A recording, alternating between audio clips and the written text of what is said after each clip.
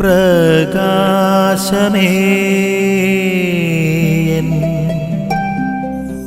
മിഴി തുറക്കുക വേഗം.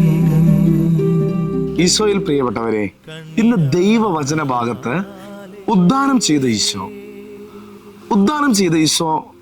2 തവണ പ്രത്യക്ഷപ്പെടുന്ന ഭാഗത്തെക്കുറിച്ചാണ് നമ്മൾ കണ്ടുമുട്ടുക. കല്ലറയിൽ ചെല്ലുന്ന മറിയത്തിന്, മഗ്ദലേന മറിയത്തിന് കർത്താവിനെ കാണാൻ പറ്റുന്നില്ല. ആരോ അവിടുത്തെ പിടിച്ചുകൊണ്ടുപോയി, തട്ടിക്കൊണ്ടുപോയി എന്നുള്ളൊരു ചിന്തയൊക്കെയാണ് മറിയത്തിന്റെ മനസ്സിലുള്ളത്.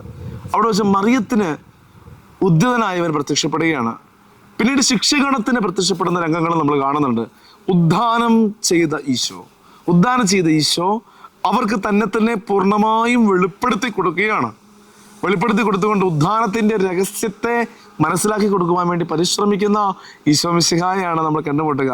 ക്രിസ്തുവിന്റെ മരണത്തോടു കൂടി തീരുന്നതല്ല, അവൻ ഉദ്ധാനമാണ് യഥാർത്ഥത്തിൽ നമ്മുടെ വിശ്വാസത്തിന്റെ ആധാരം എന്ന് പറയുന്നത്, നമ്മുടെ വിശ്വാസത്തിന്റെ അടിസ്ഥാനം എന്ന് പറയുന്നത്.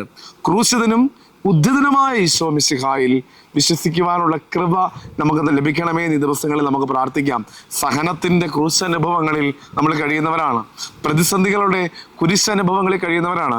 ഈ കുരിശനുഭവങ്ങളുടെ നടുവിൽ ഒരു ഉദ്ധാനത്തിന്റെ മഹിമയുണ്ട്, ഒരു ഉദ്ധാനത്തിന്റെ രഹസ്യമുണ്ടെന്ന് ചിന്തിക്കുമ്പോഴാണ് നമ്മുടെ ജീവിതത്തിൽ സന്തോഷം ലഭിക്കുക, നമ്മുടെ ജീവിതത്തിന് പ്രത്യാശ ലഭിക്കുക.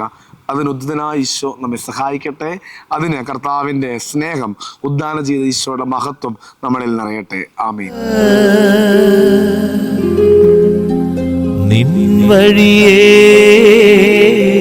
നടക്ക